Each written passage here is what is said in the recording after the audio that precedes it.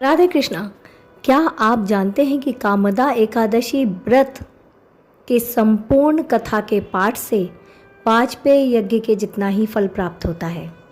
कामदा एकादशी का व्रत करने से पद्म पुराण में वर्णित इसकी कथा का पाठ करने और सुनने से अनन्य पुण्य की प्राप्ति होती है और वाजपेयी यज्ञ का फल भी प्राप्त होता है।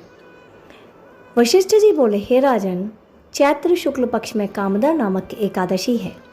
वह परम पुण्यमयी है और पाप रूपी ईंधन के लिए तो वह दावानल ही है, अर्थात समस्त पापों को नाश कर देती है। धर्मराज युधिष्ठिर कहने लगे, हे भगवान, मैं आपको कोटि कोटि नमस्कार करता हूँ।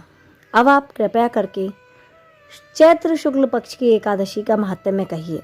श्री कृष्ण ने कहा, हे धर्मराज, यही प्रश्न एक समय राजा दिलीप ने गुरु वशिष्ठ जी से किया था और जो उन्होंने बताया सो मैं तुमसे कहता हूँ। प्राचीन काल में भोगीपुर नामक एक नगर था।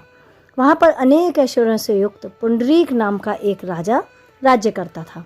भोगीपुर नगर में अनेक अप्सरा, किन्नर तथा गंधर्व वास करते थे। उनमें से एक जगह ललिता और ललित नाम के दो स्त्री पुरुष अत्यंत वैभवशाली घर में निवास करते थे। उन दोनों में अत्यंत स्नेह था, यहाँ तक कि अलग अलग हो जाने पर दोनों व्याकुल हो जाते थे। एक समय पुंडरीक की सभा में अन्य गंधर्वों सहित ललित भी गान कर रहा था। गाते गाते उसको अपने प्रिय ललिता का ध्यान आ गया और उसका स्वर भंग होने के कारण गाना बिगड़ गया। ललित के मन के भाव जानकर कारकोट नामक नाग ने पद भंग होने के कारण राजा से कह दिया। तब पुंडरीक ने क्रोधपूर्वक कहा कि तू मेरे सामने गाता हुआ अपनी स्त्री का स्मरण कर रहा है, अतः तू कच्चा मांस और मनुष्यों को खाने वाला राक्षस बनकर अपने किए कर्म का फल भोग। पुंडरीक के श्राप से ललित उसी क्षण महाकाय विशाल राक्षस के रूप में बदल गया। उसका मुख अत्यंत भयंकर, नेत्र सूर्य चंद्रमा की तरह प्रदीप्त तथा मुख से अग्नि निकलने लगी। उसकी नाक पर्वत की कंदरा के समान विशाल हो गई और गर्दन पर्वत के समान लगने लगी। सिर के बाल पर्वतों पर खड़े वृक्षों के समान लगने लगे तथा भुजाएं अत्यंत लंबी हो गईं। कुल मिलाकर उसका शरीर 8 योजन के विस्तार में हो गया। इस प्रकार राक्षस होकर वह अनेक प्रकार के दुख भोगने लगा। तब उसकी प्रियतमा ललिता को यह वृतांत मालूम हुआ तो उसे अत्यंत दुख हुआ और वह अपने पति के उद्धार का कारण और यत्न सोचने लगी। वह राक्षस अनेक प्रकार के घोर दुख सहता रहा। घने वनों में रहने लगा। उसकी स्त्री उसके पीछे पीछे जाती और विलाप करती। एक बार ललिता अपने पति के पीछे घूमती घूमती विंध्याचल पर्वत पर जा पहुंची, जहां पर श्रृंगी ऋषि का आश्रम था। ललिता शीघ्र ही श्रृंगी ऋषि के आश्रम में गई और वहां जाकर विनीत भाव से प्रार्थना करने लगी। उसे देखकर श्रृंगी ऋषि बोले, हे सुभगे, तुम कौन हो? यहाँ क्यों आई हो और तुम क्यों दुखी हो? ललिता बोली, हे मुनि, मेरा नाम ललिता है। मेरे पति राजा पुंडरीक के श्राप के कारण से विशालकाय राक्षस बन गए हैं। इसका मुझको बहुत ज़्यादा दुख है। कृपया करके मुझे उनके उद्धार का कोई उपाय बतलाइए। तब श्रृंगी ऋषि बोले, हे गंधर्व कन्या, तुम चिंता मत करो।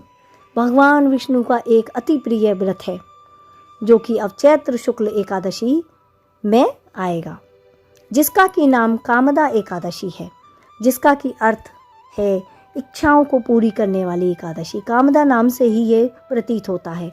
इसका व्रत करने से मनुष्य के सब कार्य सिद्ध हो जाते हैं।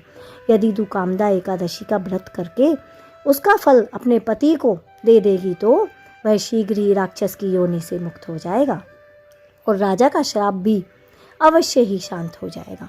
मुनि के ऐसे वचन सुनकर ललिता ने चैत्र मास की शुक्ल पक्ष की एकादशी आने पर उसका व्रत किया और द्वादशी को ब्राह्मणों के सामने अपने व्रत का फल अपने पति को दान कर दिया। भगवान से इस प्रकार प्रार्थना करने लगी, हे प्रभु, मैंने जो यह व्रत किया है इसका फल मेरे पतिदेव को प्राप्त हो जाए, जिससे उनके समस्त दुखों का नाश हो जाए और वह राक्षस योनि से मुक्त हो जाए। एकादशी का फल देते ही उसका पति राक्षस योनि से मुक्त होकर अपने पुराने स्वरूप को प्राप्त हो गया। फिर अनेक सुंदर वस्त्राभूषणों से युक्त होकर ललिता के साथ विहार करने लगा। उसके पश्चात वे दोनों विमान में बैठकर स्वर्गलोक को चले गए। वशिष्ठ मुनि कहने लगे, हे राजन, इस व्रत को जो भी व्यक्ति विधि पूर्वक करता है उसके समस्त पापों का नाश हो जाता है तथा राक्षस आदि की योनि भी छूट जाती है। संसार में इसके समान अन्य कोई दूसरा व्रत नहीं है। यह सर्वश्रेष्ठ व्रतों में से एक है। इसकी कथा पढ़ने अथवा सुनने मात्र से ही वाजपेयी यज्ञ का फल प्राप्त होता है। इस प्रकार से आपने कामदा एकादशी व्रत की कथा का श्रवण किया। राधे कृष्णा। आपका दिन शुभ हो। कामदा एकादशी की आपको हार्दिक शुभकामनाएं।